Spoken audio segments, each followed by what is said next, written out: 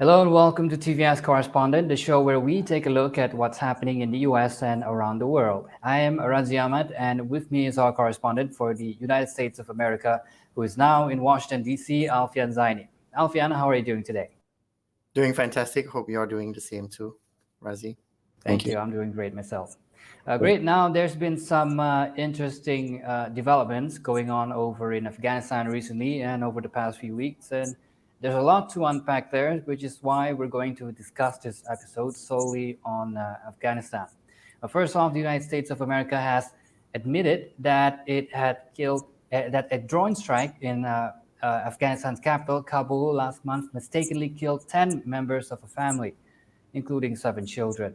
Now, before we get into the details, Alvin, could you be so kind to provide us a recap on what happened in the unfortunate incident last month and set the context for our viewers? Absolutely, Razi. The U.S. launched a drone attack in Kabul on Sunday, August 29th, just days after a suicide bombing by Taliban rival Islamic State Khorasan that had killed 169 Afghans and 13 U.S. military personnel amid the evacuations at Kabul airport. U.S. intelligence said it had tracked a car for 8 hours, believing it was linked to ISK militants and was carrying explosives meant for another suicide attack at the airport. As the car was pulling into the driveway of a home of about 3 kilometers from the airport, a drone launched a Hellfire missile, which struck the car as several children ran out to greet the driver.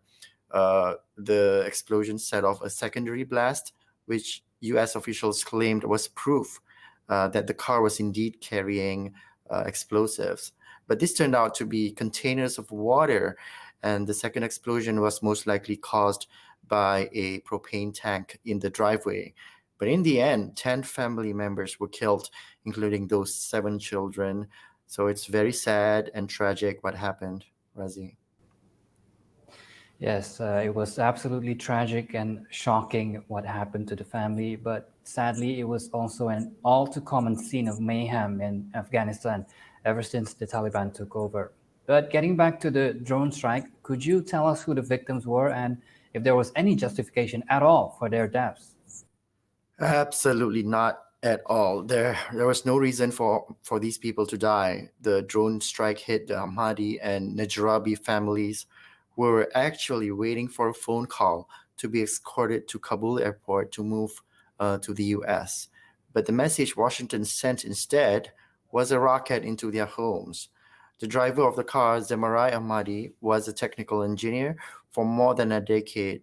His brother-in-law, Nasser Najrabi, who was also killed, had been a translator with the U.S. forces. Other victims had previously worked for international organizations and held visas allowing them to enter the U.S. Their neighbors said only one had to look at these two men, as proof that had no ill intentions or affiliation with any armed groups, Razi. The U.S. Initially maintained that it had conducted a self-defense airstrike, eliminating an imminent ISK threat, and that the attack had been conducted correctly despite mounting evidence that the victims had no affiliations at all to ISK, a branch of ISIS or Daesh. It all changed last Friday when the U.S. military admitted that the attack was a mistake. Now, could you elaborate on this admission, Alfia? Right after weeks of denials, U.S. Marine General Frank McKenzie, head of U.S. Central Command, finally called the attack a tragic mistake. Right? He admitted that innocent civilians were killed and not a fighter associated with the ISK, as was originally claimed. He offered his sincerest apology and said the U.S. was considering making reparation payments to the family of the victims. Defense Secretary Lloyd Austin mirrored his sentiment and also called the attack a horrible mistake, saying, quote unquote, we know that there was no connection between Mr. Ahmadi and ISIS Khorasan, that his activities on that day were completely harmless and not at all related to the imminent threat we believed we faced, unquote. And now members of Congress are calling for a thorough investigation into this matter and to investigate the Pentagon's statements made defending the attack. Radzi. Well, this admission is a significant departure from the weeks of denials and weeks of claiming the attack had targeted a suicide bomber, which is surely infuriating to the surviving family members of the victims. Of course, Radzi, they want compensation and they want their names cleared. Surviving family members, Aimal Ahmadi, who is the younger brother of Zamarai Ahmadi and whose 3-year-old daughter was killed in the attack. Aimal told Al Jazeera that he wants more than an apology from the US. He wants justice, including a full-blown investigation into who carried out the strike, and he wants him punished. Well, one could say that this is a war crime. However, it is very unlikely that there will be any repercussions or consequences for those who sanctioned or carried out the drone attack. And Alfian, this certainly brings up questions of the legality and morality of these US drone attacks. Yes, and it also raises questions about the accuracy of future counterterrorism operations in Afghanistan with a US presence no longer on the ground. But more than that, this catastrophe exposed the dreadful human cost of a war that had been fought largely from the air for years. As said by Afghan journalist Imran Faroz, quote unquote, it's very symbolic that US operations in Afghanistan started with drone strikes and ended with drone strikes. Seems that they've learned nothing in 20 years, unquote. Indeed, and if there's one good takeaway from this is that it will help draw media attention to this issue that has plagued Afghan civilians for decades, and that it will hopefully hold the US more accountable for their actions. We'll be right back on TVS Correspondent after a short break with more on Afghanistan. Don't go anywhere.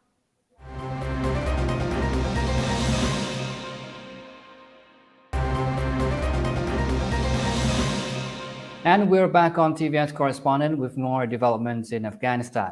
Now, more than a month after the Taliban seized the capital, Kabul, the Taliban is facing major economic and security problems as it attempts to govern, and a growing challenge by ISIL would further stretch its resources. Now, most educational institutions have also remained closed as the Taliban has struggled to restore normal life in the cities. But on Saturday, the new Taliban Education Ministry said Afghan primary and secondary schools will reopen for boys. However, it made no mention of when girls might be able to go back to their classes. Alfian, is this a deliberate move that threatens to exclude girls from going to school?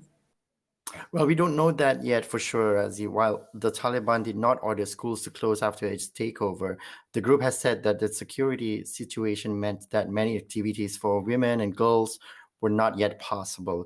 Some of the schools that have managed to operate, girls up to the 6th grade have attended, and female students have gone to university classes.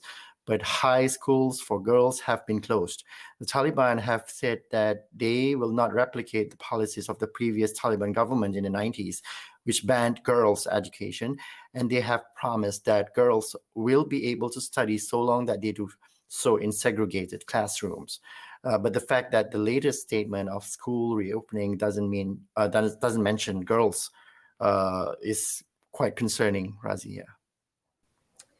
Now, women will be allowed to study, but they would have to do so in segregated classrooms. Could you expand on this, Alfian? Sure, Razi. The Minister of Highest Education, Abdul Baki Haqqani, said women would be allowed to study, but not alongside men. In the universities, classrooms will be segregated by gender, and a new dress code will be introduced. The same is true for primary and secondary schools. The policy marks a significant change from the accepted practice before the Taliban takeover.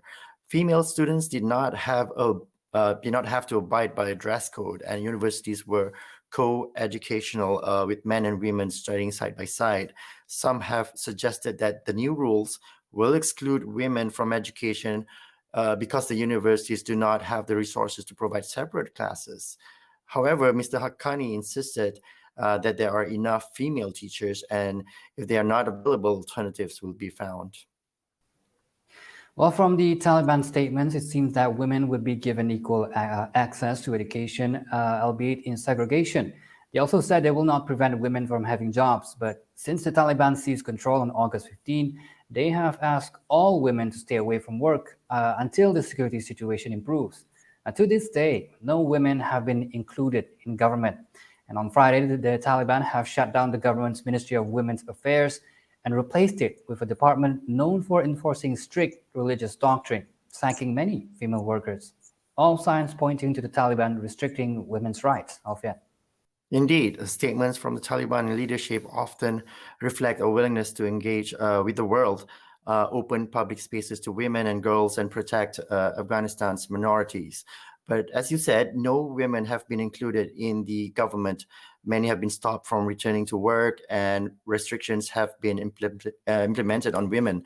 The Taliban's orders to its rank and file on the ground are contradictory to their statements. Perhaps this is reflecting divisions within the Taliban as they seek to consolidate their power, with the more pragmatic within the movement losing out to hardliners among them, at least for now, Radzi. Well, whatever the case may be, suffice to say that the future of female education and women's rights in Afghanistan is deeply worrying.